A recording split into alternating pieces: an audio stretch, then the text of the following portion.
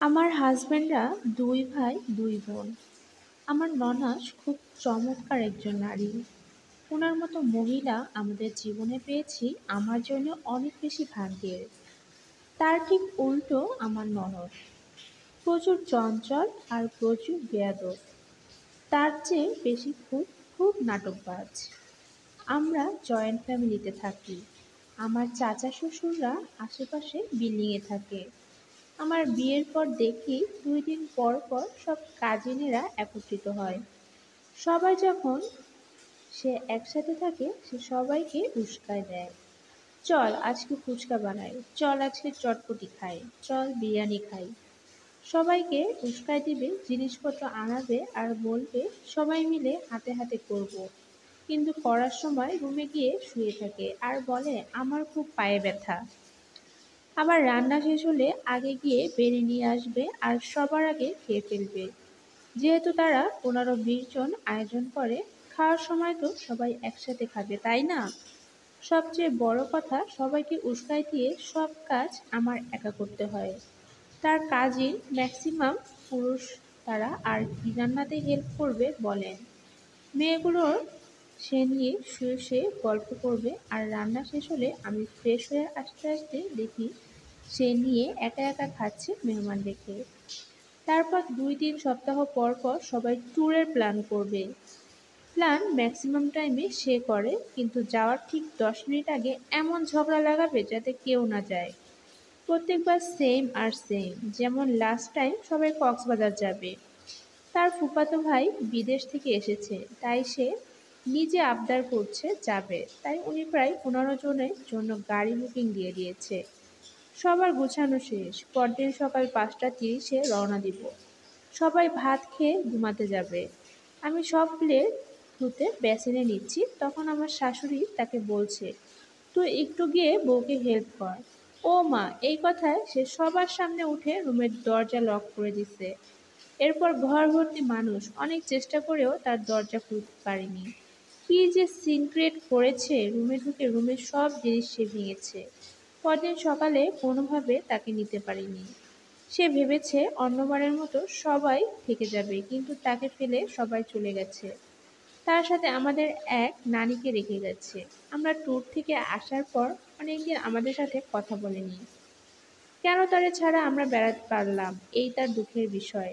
যাই হোক, তার বিয়ে হয়েছে, শাশুড়ি গ্রামে থাকে, সে হাসবেন্ড নিয়ে শহরে। সে জামাইকে একদিনের জন্য শান্তি দিচ্ছে না।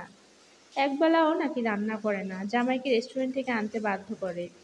তাও তার জামাই এসব মেনে নিচ্ছে। কিন্তু প্রবলেম হচ্ছে সে একটু সর্দি জ্বর হলে পুরো ঘর মাথায় তুলে ফেলে।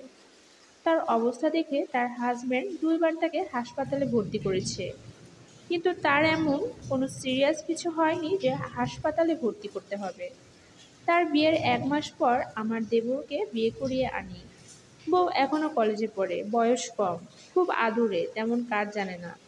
বাট আমাকে খুব সম্মান করে আর কাজ শিখার ট্রাই করে। সারাক্ষণ আমাকে কাজে হেল্প করে। খুব লক্ষ্মী মেয়ে। সে এখন প্রেগনেন্ট, তার ৮ মাস রানিং। গত মাসে আমার দেবরের বন্ধুর বিয়ে ছিল। ওই বিয়ের কথা শুনে ননদ সিলেট থেকে ঢাকা চলে আসছে। যে কোনো মূল্যে এই বিয়ে সে খাবে।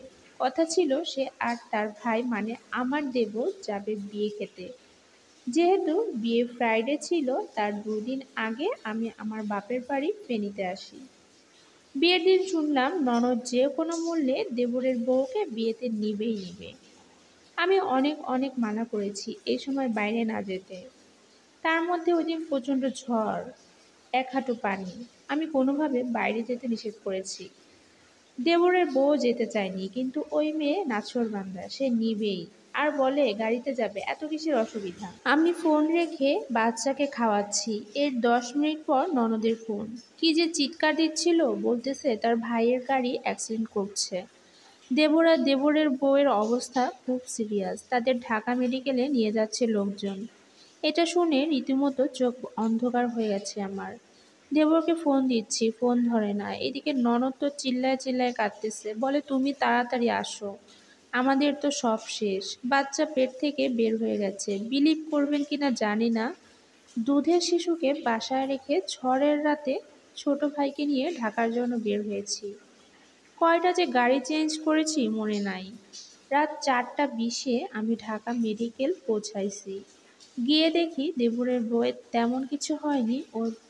ওদের রিকশায় পেছনে ধাক্কা দেওয়ার কারণে সে পড়ে যায়, কিন্তু পেটে কোনো আঘাত পায়নি। তারপরও সিকিউরিটির জন্য তাকে মেডিকেলে আনা হয়েছে। একদিন পর আলট্রা করিয়ে রিলিজ দিয়েছে। আমার গিয়ে রীতিমতো রাগে মাথা ঘোরাচ্ছিল। আমার ননদকে সবার সামনে 2টা থাপ্পড় লাগিয়ে দিয়েছি। বদমাইশ দেখছি, কিন্তু এমন বদমাস আমি দেখি নাই গত 1 মাস। শাশুড়ি আমার সাথে ঠিকমতো কথা বলে না। গত পরশু দেখতেছি ননদ বিলাপ ধরে কান্না করছে, কারণ তার সিস্ট হয়েছে। ডাক্তার 3 মাসের ওষুধ দিয়েছে। সে চিল্লায় চিল্লায় কান্না করে আর শাশুড়িকে বলে, এখন তুমি সিলেট আসো। আমার শাশুড়িও রেডি, তাই আমি উনাকে বাধা দিয়েছি, কারণ যে কোনো সময় দেবরের বউয়ের বাচ্চা হবে। টিউমারটা এখন সবার হয়, এজন্য এত টেনশন করার কিছু নাই। সবাই আমার সাথে রাগ। সে ঘরের ছোট মেয়ে, আমি কেন হাত তুললাম? তাকে কেউ ফুলের টোকা দেয়নি। আচ্ছা, আপনারা বলেন তো, আমি কাজটা কি ঠিক করেছি নাকি ভুল? আমার মনে হচ্ছে আমার শাশুড়ি তার মেয়েকে নষ্ট করছে। এমন ননদ আপনাদের হলে কিভাবে ডিল করতেন? সবাই অবশ্যই কমেন্টে আপনাদের মতামত জানাবেন।